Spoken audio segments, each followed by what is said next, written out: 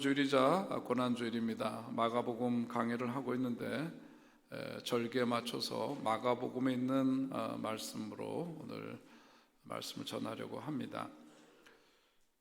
예루살렘에 예수님께서 입성하실 때 사람들이 종려나무 가지를 꺾어서 왕으로 입성하시는 예수님을 환영했다 하는 뜻에서 오늘을 이제 종려주일이라고 부르고, 또 한편으로는 우리를 위해서 대속의 죽음을 죽으신 바로 그 한 주간이 시작되는 첫날이기 때문에 고난주일이다, 그렇게 한편으로 말합니다.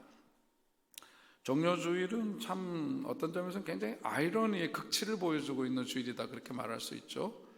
왜냐하면 군중들의 기대 그리고 예수님의 기대, 그것이 완전히 어긋나는 그런 그 극치를 보여주는 그런 때입니다. 잘 아시는 대로 뭐냐면 군중들은 지금 예수님을 왕으로 옹립하고 그 정치적 메시아로 오시는 그분이 우리를 다스리고 이 로마 제국의 압정에서부터 우리를 벗게 하는 그런 존재로 인식을 하면서 환영을 합니다마는, 예수님은 그 뜻이 거기에 있는 것이 아니었죠. 그러니까 결국은 사형수가 되실 예수님을 환호하는 그런 이제 모순된 그런 현장, 그게 바로 이제 종려주일이라고 우리가 일컫는 바로 그때 2000년 전에 있었던 일입니다. 군중들이 외칩니다. 호산나 호산나, 주의 이름으로 오시는 이여 가장 높은 곳에서 호산나, 그렇게 외치면서 예수님 입성하실 때 예수님을 환영합니다. 그때는 바로 6월절입니다. 유대의 절기 3대 절기 가운데서도 가장 사람들이 귀하게 여기고 많은 사람들이 모여서 축제하는 바로 그 6월절, 우리로 치자면 일종의 해방절에 해당되는, 오늘날로 치자면 그 해방절에 해당되는 바로 그런 때이죠.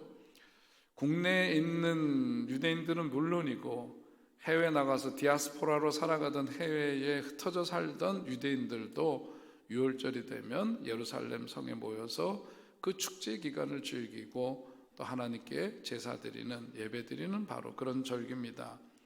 수많은 사람들이 모여들기 때문에 로마의 식민지 하에 있는 예루살렘의 치안이 극도로 불안해지는 때이기도 하죠.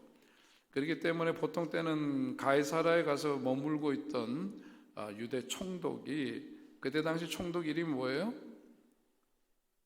총독 이름이 본디오 빌라도.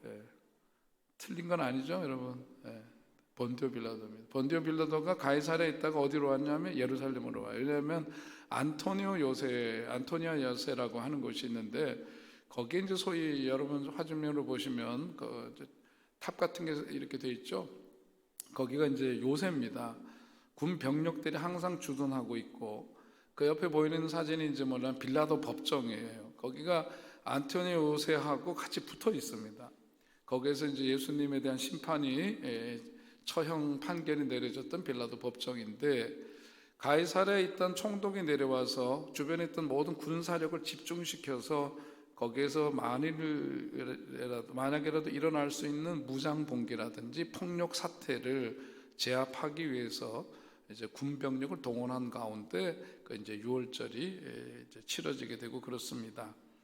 자, 그런 가운데에서 가만 보니까 이제 예수님께서 예루살렘 성으로 입성을 하시는데, 백성들의 입장에서 보자면 예수님을 환영하고 그렇게 엄청 기뻐하는 이유는 다른 게 아니죠. 그들이 예수님이 바로 이제까지 그들이 기다려왔던 메시아, 자신들에게 참된 자유와 해방을 선포하고 그야말로 구원의 길을 열어주실 바로 그분이라고 생각했기 때문에 그들은 박수하고 그야말로 자신들의 옷을 벗어서 거리 깔고 그러면서 예수님의 오심을 축복하고 환영합니다. 그런데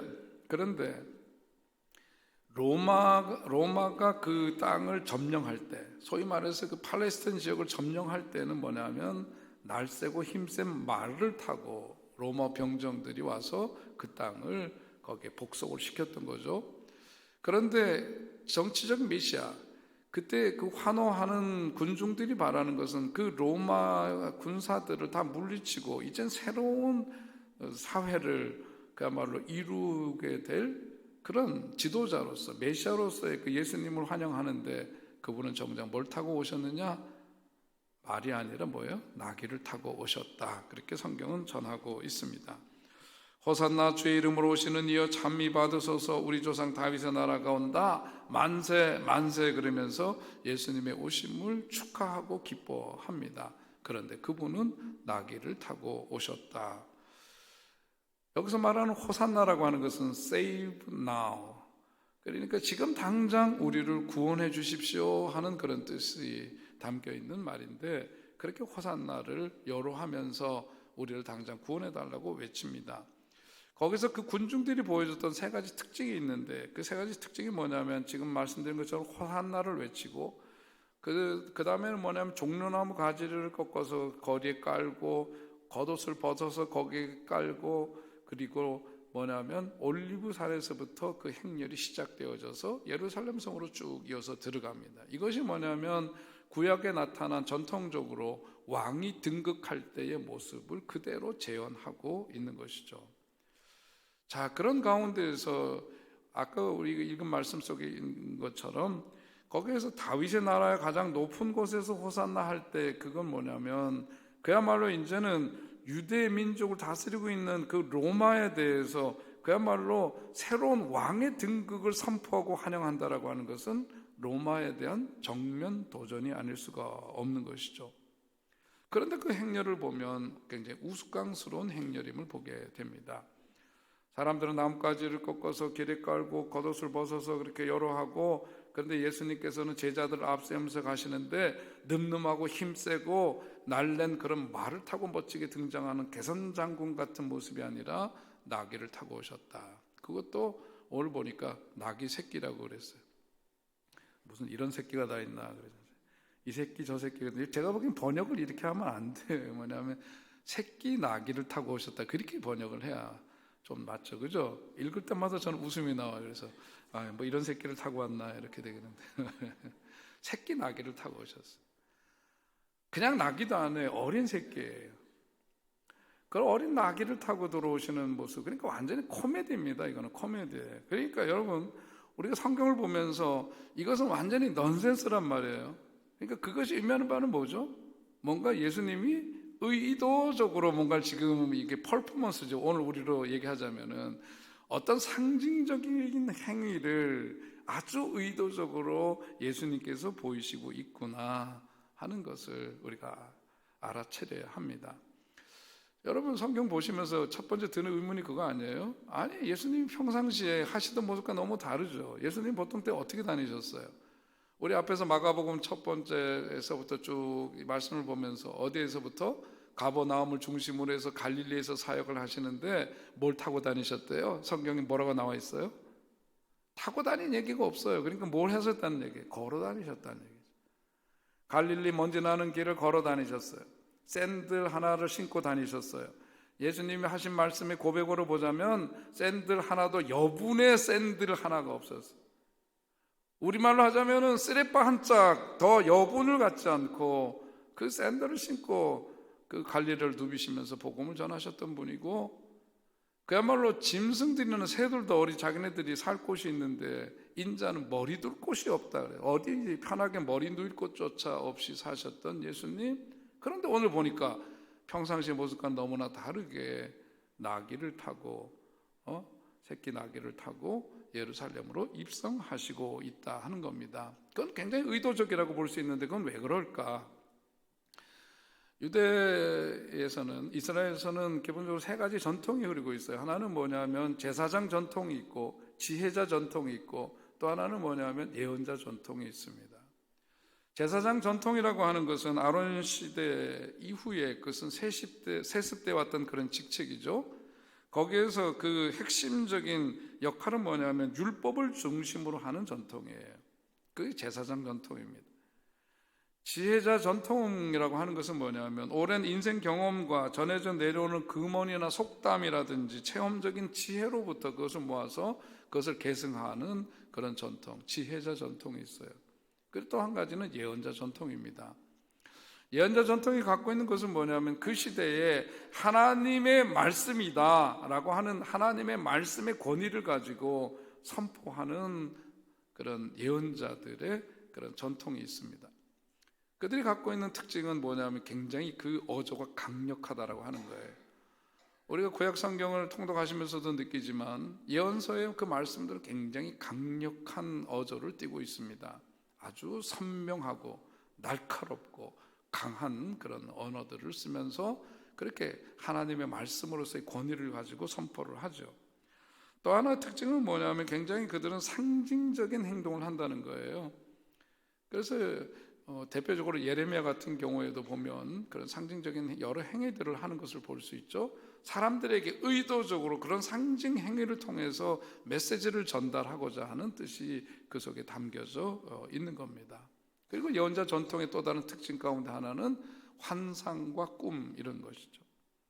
하나님 보여주신 그 비전, 환상을 보고 에스겔 선지자처럼 그런 것들을 마른 뼈들의 환상이란 등등등 이런 환상을 통해서 사람들에게 하나님의 뜻을 전달하는 역할을 하죠. 예언자들입니다. 그들은 죽음에 대해서 두려워하지 않는 사람들이었고 굉장히 분명하게 왕이든 그 어떤 세력 앞에서도 분명하게 말씀의 권위를 가지고 하나님의 뜻을 전했던 그런 전통입니다. 이 세 가지 전통이 있는데 오늘 예수님께서 하신 행동은 어디에 해당되는 거예요? 예언자적인 전통에 해당되는 거고 또 한편으로는 뭐냐면 이 예수님의 행위 자체가 이미 구약에서 예언된 말씀을 그대로 이루시는 것임을 우리는 성경을 통해서 확인할 수가 있습니다. 그 말씀이 오늘 우리 교동문에서도 나와 있었던 내용이지만 스가랴 9장 9절로부터 10절에 있는 말씀을 우리 함께 읽도록 하겠습니다. 시작. 그는 공의로우시며 구원을 베푸시며 겸손하여서 나귀를 타시나니 나귀의 작은 것 곧 나귀 새끼니라. 내가 에브라임의 병거와 예루살렘의 말을 끊겠고 전쟁하는 활도 끊으리니 그가 이방 사람에게 화평을 전할 것이요. 아멘. 자, 장차 오실 그 메시아에 대한 그 예언입니다. 그런데 여기서 에브라임의 병거와 예루살렘의 말이라고 표현했는데 에브라임은 어디의 수도예요? 북이스라엘의 수도죠.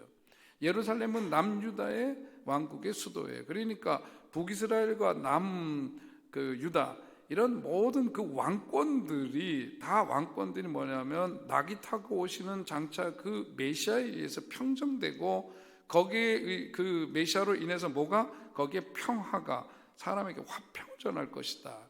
평화를 선포하고 평화를 이루는 그분으로 메시아는 오실 것이다. 그것이 스가랴 예언서의 말씀이고 예수님은 바로 그 말씀의 실현을 여기서 구체적으로 이루시는 것이죠. 자, 그런데 여기서 보니까 그 메시아는 뭘 타고 오신다 그랬어요? 스가랴에서 낙이 타고 오신다고 그렇게 말씀하고 있습니다. 그리고 그 이전에 계승된 것을 가만 보니까 이렇게 기마대와 전차를 갖춘 지극군대가 생기기 이전 시대가 있어요. 그게 어디 시대예요? 사사시대죠. 사사시대는 달리 말하면 평등시대라고 할 수 있어요. 거기는 왕권을 가지고 이렇게 지배하고 수직적인 어떤 권세를 누리는 그런 게 아니라 사사는 필요할 때마다 하나님이 세우시면 와서 자기 역할을 하고 그 역할이 끝나면 돌아가서 그야말로 평등사회를 이루던 시대, 그 사사들은 그것을 그렇게 자기에게 주어진 직임이 그러한 것을 깨달아 어떻게 하고 다녔어요? 나귀를 타고 다녔다고 성경에 기록되어 있습니다. 그래서 사사들이 나귀를 타고 다니는 그런 모습, 그것을 예수님은 의도적으로 보이시는 거죠. 그것이 열왕기상 12장에서 얘기하고 있는 대로 백성이 군림하지 않는 왕, 다시 말해서 백성의 종이 되어서 백성을 섬기는 왕의 모습으로 오신 바로 그 뜻을 예수님께서는 낙이 타고 예루살렘에 입성하심으로 그것을 백성들에게 보여주고 계신 겁니다. 그러니까 예수님의 의도가 여기서 보이는 거죠. 예수님 시대의 상으로 보자면, 그 시대의 시점으로 들어가서 보자면 예수님께서 낙이 타고 오신 것은 백성들의 기도와는 다르게 그때 당시에 로마에 의한 평화, 팍스 로마라고 하는 힘에 의해서 다른 나라를 복속시키고 다른 나라들이 거기에 대해서 반란을 일으키거나 거기에 대해서 어떤 분쟁을 일으킬 수 없도록 철저하게 로마 군대의 힘으로 억누름을 통해서 강자화된 평화, 전쟁이 일어나지 않고 다툼이 없어서 평화라고 얘기를 하지만 그것은 사실은 로마라고 하는 강력한 힘에 의해서 눌려지고 거기에 의해서 억압된 상태 속에서 유지된 평화, 그건 가짜 평화죠. 예수님 거기에 대해서 낙이 타고 오신 예수님은 바로 그런 시대상에 대해서 거기에 대해서 어필을 하시는 겁니다. 도전을 하시는 거죠. 그 시대는 힘을 가진 자만이 찬사를 받는 시대였습니다. 높은 사람만이 인정받는 문화였어요. 그런데 왕으로 사람들이 환호하는 예수님은 낙이 타고 오심을 통해서 그런 문화와 그런 사람들의 소망을 부정하시는 것. 또 한편 폭력적인 문화, 성공 문화 이런 것들이 그 시대에도 여전히 자리 잡고 있었는데 예수님께서는 새끼 나귀를 타고 입성하심으로 인해서 그런 추구함이, 그런 것을 우선으로 두는 그 가치가 예수님이 선포하신 하나님의 나라와 다른 것임을 보여주는 겁니다. 새끼 나귀를 타고 등장하심을 통해서 사람들이 생각하는 그런 것은 힘과 성공과 경쟁과 시기를 통해서 뭔가 이루어가야 될 나라를 꿈꾸고 있는데 그것이 아니다. 낙이 타고 가시는 예수님은 그것을 몸으로 보여주고 계신 거예요. 그것은 예수님께서 빌라도 앞에서 신문을 받으실 때 하셨던 그 말씀 속에 담겨져 있어요. 그 말씀을 함께 보겠습니다. 요한복음 18장에 있는 말씀 함께 읽을까요? 시작. 내 나라는 이 세상에 속한 것이 아니니라. 만일 내 나라가 이 세상에 속한 것이었다면 내 종들이 싸워 나로 유대인들에게 넘겨주지 않게 하였어요. 아멘. 네. 새끼 나귀를 타고 예루살렘으로 들어오신 예수님의 모습을 보면서 오늘 우리는 오늘 그 시대에 있었던 그 예루살렘에 입성하실 때 예수님 모습을 마음속에 그리면서 오늘 예수님께서 새끼 나귀를 타고 내 삶 속에도 오신다. 오늘 말씀을 통해서 다시 한번 우리가 그러니까 추구하고 있는 나라는 어떤 나라인가? 내가 우선으로 두고 살아가고 있는 내 삶의 가치관은 어떤 것이 우위에 서 있는가? 이거 살펴야 되는 거죠.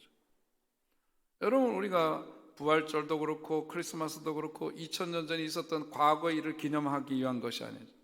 과거의 일을 기념하는 것뿐만 아니라 그것이 오늘의 현재적 삶 속에서 우리들에게 주는 의미를 깨닫는 것이 더 중요한 것처럼 새끼 나귀를 타고 예루살렘 입성하신 그분이 오늘 내 삶 속에서 찾아오시는 거예요. 내 삶으로 입성하신다. 그랬을 때 예수님의 그 의도, 예수님께서 뜻하시고자 하시는 것과 내 현존하는 삶이 얼마나 다른가, 얼마나 차이가 있는가를 우리가 생각하지 못한다면 안 될 거예요. 자, 오늘 예수님께서 나귀 새끼를 타고 오시는데 그 말씀을 보면서 우리들에게 주는 의미를 한번 생각해 보게 됩니다. 요즘 이제 연회가 이제 다음 주에 있게 되죠. 연회가 있게 되고 또 교회적인 변동들이 있어요. 은퇴하시는 분들 여러 가지 이유로 은퇴하시는 분들도 계시고 교회적인 이제 변화들이 목회자들 변동이 많은 때예요. 여러분 목회자들 이제 청빙을 할 때 보면 특별히 이제 담임 목사님 청빙할 때 그 기준들을 보면은 굉장히 높습니다. 보자면은 뭐 신학적으로도 탄탄해야 되고요. 성세에 대한 지식 해박해야 되고 그 뭐 당연한 거고 거기다가 사람들의 어떤 그 아픔의 소리를 인내 있게 들을 수도 있고 듣는 그것을 냉철하게 분석해서 소위 말해서 어떤 상담 능력도 있어야 되죠. 또 한편으로는 뭐냐면 우리가 살고 있는 사회가 다원화된 사회이고 복합사회예요. 복합문화입니다. 이런 속에서 어떻게 복음을 설득력 있게 전할 수 있고 효과적으로 그리스도의 복음을 전파할 수 있는지 그 지도력에 대한 것도 우리들이 한편으로 봐야 됩니다. 당연히 복음에 대한 뜨거운 열정 당연한 거고 그 속에서도 자기 섬김의 어떤 그 희생할 줄 아는 섬김의 도가 그 속에 있어야 되고 그렇습니다. 거기다가 플러스 은퇴하신 분들 이제 현역에서 물러나신 다음에 마음들이 넉넉해져서 병원에 가면은 자원봉사 하시는 분들 따뜻하고 온화하고 사람들을 맞이하는 그런 품성으로 늘 사람들을 대할 수 있는 원만함과 따뜻함과 온유함이 있어야 되는 사람들, 이런 사람들을 목회자로 청빙한다 가능할까요? 그런 거죠. 제가 요즘 이렇게 청빙하는 기대들 이런 걸 보면은요, 아이고 빨리 목사했기 다행이지 지금 했으면 나는 아무데도 못 갔겠다 이런 생각이 들어요. 실력도 출중해야 되고 성품도 엄청나게 좋아야 되고 그 다음에 뭐 거기 그 목회하는 데 필요한 것들을 제반 어떤 그런 것들이 다 수반되어 있는 그런 사람 어려워요. 여러분, 그런데 현실적으로 불가능하고 무척 찾기 어려운 조건들을 내세우는데 이런 많은 조건들을 요구하지만 제가 보기에는 가장 그 가운데 핵심은 뭐냐면, 그래도 목회를 하려고 나섰으면은 어느 정도 성경에 대해서도 어느 정도 알 거고, 그죠? 무엇을 전하고자 해야 되는지도 알 거고, 그리고 그것에는 열정이 있으니까 거기까지 온 걸 거고. 그런데 기본 바탕 속에 뭐가 있어야 되느냐 하면, 예수님이 우리에게 보여주시는 게 뭐예요? 오늘 새끼 나귀를 타고 입성하시면서 보여주시고, 제자들의 발을 씻기면서 보여주신 모습이 뭡니까? 섬김의 리더십인 거죠. 오늘 교회들이 병들어 있는 것 가운데 하나는 뭐냐면, 어떤 사유화의 문제가 있고, 거기에서 어떤 그것을 권력화함으로써 교회의 어떤 공공성이 훼손되고 권력화됨으로써 섬김이 아니라 지배하는 자들, 지배하는 목회자들에 대해서 뭔가 카리스마가 있어 보이고 힘 있는 목회를 한다고 생각하고, 그러다가 보니까 서로가 다 망가지는 거예요. 오늘 말씀은 우리들에게 그런 도전을 주는 겁니다. 이게 목사들에 대한 말씀이에요. 저와 여러분 모두를 위한 말씀인 줄로 믿습니다. 성도들은 그러니까 자고로 어디서든지 어떤 모습의 삶을 택해야 되느냐, 낙이 타고 가는 예수님처럼 섬김의 도를 다하고 섬김의 길을 택해야 된다. 그것이 교회에서 보여주기의 모습이 아니라 실생활 속에 들어가서 일터든 가정에서도 어떤 형태든 삶의 자리에서 뭐냐면 그런 모습을 증거하면서 살아야 된다 하는 말씀을 오늘 예수님은 몸으로 보여주고 계신 겁니다. 예수님 너무나 오늘 이 모습 속에서 우리들에게는 서민적이고 민중적인 그런 예수님을 만나게 되죠. 친근감 있는 예수님을 만나게 됩니다. 로마 시대에 그들을 점령했던 사람들은 날쌔고 힘센 말을 타고 와서 그들을 제압을 했어요. 그리고 다스렸습니다. 일제강점하에 일제 순사들, 일본 순사들이 했던 거 다 말 타고 다니고 사람들을 겁박하고 누르고 그러면서 이 땅을 지배했습니다. 그런데 예수님은 낙이 타고 오셨다. 누구나에게도 쉽게 친근감을 주고 만날 수 있는 그런 분으로 오셨다. 이 이야기는 결국 뭐냐면 오늘 우리들이 살아가면서 그 삶의 지향과 가치관이 말보다 나귀를 택해야 되는 삶을 택하라, 그 얘기를 하고 있는 거예요. 여러분, 그러니까 오늘날로 이걸 환치하면은 뭐냐면, 차로 예를 들어서 비교하자면 저도 우리 교우분들 좋은 차 타고 다니는 너무 좋습니다. 기분 좋은 일이고요. 그리고 그런 일이 있으면 가서 축복하고, 그리고 정말 우리 교우분들이 그런 여유로운 삶을 가질 수 있다 그러면 참 그거는 귀하고 저로서도 너무 기분 좋은 일이에요. 제가 말씀드리는 것은 뭐냐면은 오늘 말씀에서 가치관을 거기에 우위로 두고 그것이 내 인생 목적인 양 살면은 안 된다는 거죠. 여러분, 그러니까 여기 그 누구지? 허경영인가 뭐 이상한 인간 하나 있잖아요, 그죠? 뭐 타고 다녀, 롤스로이스, 발음도 하기 어려워. 차도 뭐 롤스로이스인가 그거 타고 다니는데 우리나라에 한 대인가 두 대밖에 없다는데, 여러분, 그것이 마치 인생 성공한 거고 개선장군처럼 그렇게 가는 거는 기독교 진리하고는 그거는 전혀 다른 거예요. 벤틀리 타고 다닌다고 해가지고 내 인생 성공한 거라고 자부하고 이러는 것이 우리들의 삶의 가치관이 되어서는 안 된다, 그 얘기 하는 거예요.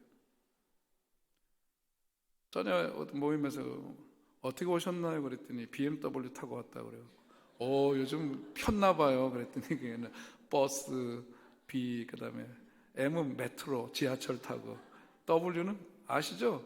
워킹, 걷는다 이거잖아요. 그래서 BMW 타고 왔어요. 그렇게 얘기를 하던데, 여러분, 그런 게 하등 중요한 게 아니라 오늘 예수님 낙이 타고 오셨다는 삶은 뭐냐면 우리들에게 어떤 지향을 갖고 살아야 되느냐를 우리들에게 말씀하시는 거죠. 이것 때문에 또 오해를 하시면 안 돼요.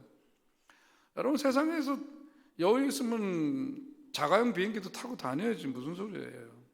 바쁘고 할 일 많고 그러면은 전세 비행기 타고 다니고 그래야 되는 거죠. 그거 얘기가 아니라 항상 우리들이 오늘 여기서 보자면 예수님의 이 삶의 지향과 가치를 생각하면서 우리들이 어떤 모습으로 갈 거냐 하는 것을 우리들에게 도전을 하시면서, 예수님께서 사람들이 기대대로 하자면 어디로 가셨어야 되느냐 하면은요, 예루살렘에 낙이 타고 들어갈 게 아니에요. 어디로 가야 되냐면은 총독실을 가야 되는 총독. 로마 권력의 핵심 부인 총독실을 접수를 해야지. 예? 전략적으로 맞는 얘기 아니겠어요? 그죠? 거기를 가신 게 아니에요. 예수님은 그렇게 해서 낙이 타고 예루살렘 성으로 들어가셨어요. 거기까지는 어떤 상징 행위로 그냥 이해가 돼. 근데 그 다음에 하신 게 뭐예요? 예루살렘 성전 안에 들어가고 환전하는 사람들을 그냥 상을 뒤집어 엎고 막 그냥 거기서 그냥 야단을 치면서 분노하시고 다 뒤집어 엎으시잖아요. 전략적으로 이건 안 되는 일이에요. 예수님이 적어도 백성들이 여로하는 것처럼 거기에 화답하는 그걸 하려면 유대인들이 마음을 사야 되고 한편이라도 자기 편을 만들어야 되고 그러면 가서 뒤집어 엎으면 안 되죠. 거기 가서 자금도 받아내고 뭐 이렇게 해가지고 뭔가를 좀 튼튼하게 만들어야 되는데 예수님 안 그러셨어요. 성전에 들어가신 예수님은 다 뒤집어 엎으세요. 성전을 더럽힌 인간들을 나무라시고 뒤집어 엎으신 다음에 뭐 하셨죠? 절름발의 소경을 고치셨다 그랬어요. 성경에 보면.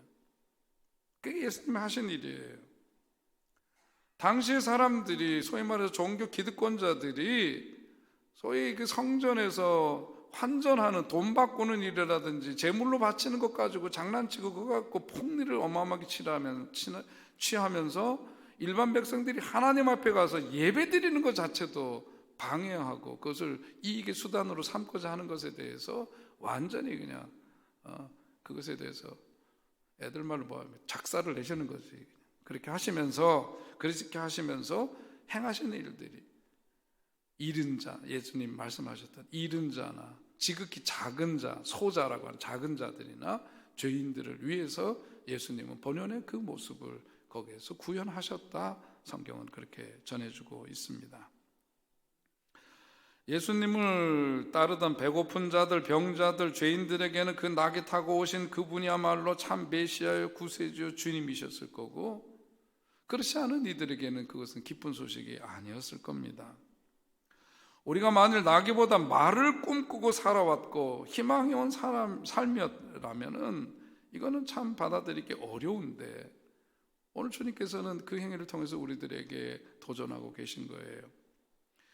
우리에게 힘으로 군림하고 높은 곳에서 어떤 차별성을 내세우려고 하는 그런 마음을 우리가 지니고 있다면 오늘 예수님의 이 모습을 통해서 우리들에게 뭐 어떤 마음, 부끄러운 마음을 갖게 하시죠. 내가 예수 믿는 삶이면서도 말 타기를 즐겨하고 말 타는 삶을 지향하고 말 위에 서서 높아지고 그 힘을 가지고 휘두르려고 했고 다른 사람들 업신여기고 누르고 이런 삶을 내가 그래서 남들보다 한 계단이라도 높이 올라가려고 발버둥 치는 그런 삶이었다면 새끼 나귀를 타고 예루살렘으로 입성하시는 예수님 그것과는 반대되는 삶을 내가 지향하고 살았구나 부끄러워해야 된다는 말씀이에요.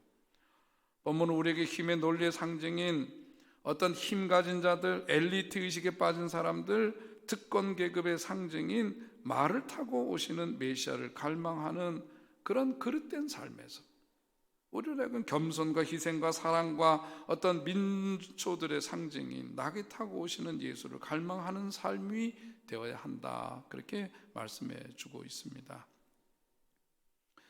여러분, 오늘 우리들의 지향이 무엇이고 우리가 꿈꾸는 나라는 어떤 나라이고 우리가 꿈꾸고 소망하는 그러한 가치는 내가 우위에 두고 있는 그 가치는 무엇인가를 오늘 예수님의 이 모습을 통해서 분명히 우리는 깨달아야 합니다. 우리 자신을 성찰해야 합니다. 낙이 타고 오신 그 예수님이 결국은 뭐냐면 그 말 타는 삶을 지향했던 사람들의 삶을 꺾으시고 그런 게 아니다. 모두를 구원하시기 위해서 어떻게 해요? 대속의 길을 가시는 거죠. 십자가를 지십니다. 고난의 십자가를 홀로 지시고 우리 모두를 구원하시기 위한 그 길로 들어서게 되십니다. 그러면 우리는 세상의 힘센 말을 타고 군림하고자 할 때 우리로 하여금 높은 말을 타고 세상의 어떤 그 일반과 구별하자고 할 때 이를 단호히 거부하는 삶, 말 타는 삶보다 낙이 타는 삶을 지향하는 삶을 우리는 추구해야 될 줄로 믿습니다. 그런데 그 길은 어렵다는 거죠. 낙이 타는 삶을 택하게 될 때에는 거기에 뭐냐면 시련과 고난이 수반될 수 있다는 거예요. 그런데 여러분, 중요한 것은 오늘 말씀의 핵심은 이겁니다. 그렇게 낙이 타기를 선택함으로써 따르게 되는 시련과 고난, 그런데 그 길이 뭐냐? 부활하신 예수님을 만나는 길이다. 그것을 보여주고 있는 거예요. 그 길이 끝내는 사망의 권세를 이기시고 부활하신 예수님 만나는 길이다. 그 길을 그러므로 어렵더라도 힘들더라도 택해야만 한다 하는 말씀입니다. 노벨 평화상을 수상했던 엘리 위젤이라고 하는 유대 랍비, 그분은 지금도 여전히 큰 영향을 끼치고 계신 존경하는 분이시죠. 그분이 유대인 아우슈비츠 유대인 수용소에서 생존했던 몇 사람 가운데 하나예요. 그분이 자기가 겪었던 고난, 자기 민족이 겪었던 그 고난의 길을 돌아보면서 했던 고백입니다. 여러분 한번 같이 읽어보실까요? 참 제가 귀하게 여기는 이야기인데요. 함께 시작. 시련과 고난을 겪은 사람은 전능하신 하나님께 세 가지 감사를 드려야 합니다. 첫째는 시련을 이겨낼 수 있도록 힘주신 것, 둘째는 시련을 끝내게 해주신 것에 대한 감사, 마지막으로 시련 그 자체를 감사해야 합니다. 고난은 창조의 비밀을 담고 있는 어떤 사람에게는 성장하는 기회이며 어떤 에게는 변화할 수 있는 기회입니다. 고난의 끝에는 신비하게도 하나님이 우리를 기다리고 계십니다. In the gates of the forest라고 하는 거기에 나오는 글인데요. 자기 개인의 삶과 자기 그 유대 민족이 겪었던 그 고난의 역사 속에서 깨닫게 된 그 일종의 자기 고백이고 간증인 셈이죠. 오늘 우리도 마찬가지입니다. 우리가 예수님이 지향하고 말씀해 주시고 보여주신 그 삶을 택해 나간다는 건 어려운 일이에요. 어디 가면 부딪혀요. 이게 쉽지가 않아요. 그러나 분명한 것은 우리가 나귀를 타고 입성하신 예수님의 삶을 본받고 따르기로 결심하고 그 길을 간다면 그 길이 어렵고 힘들지만 그 끝에는 신비하게도 하나님이 우리를 두 팔 벌려 우리를 맞이하시고 우리를 환영하시고 우리를 높여주시는 때가 있다는 것을 여러분 꼭 믿으시기 바랍니다. 오늘 우리 예수님은 새끼 나귀를 타시고 우리의 삶 속에 입성하시는 거예요. 그리고 우리를 사로잡고 있는 이 세상의 가치관들을 향해서 도전하고 계신 겁니다. 새끼 나귀를 타신 예수님의 모습이 우리로 하여금 우리를 사로잡고 있는 헛된 가치관들을 내려놓게 만드는 그런 종료주일이 될 수 있게 되기를 바랍니다. 우리 함께 이 시간 기도하시면서요, 하나님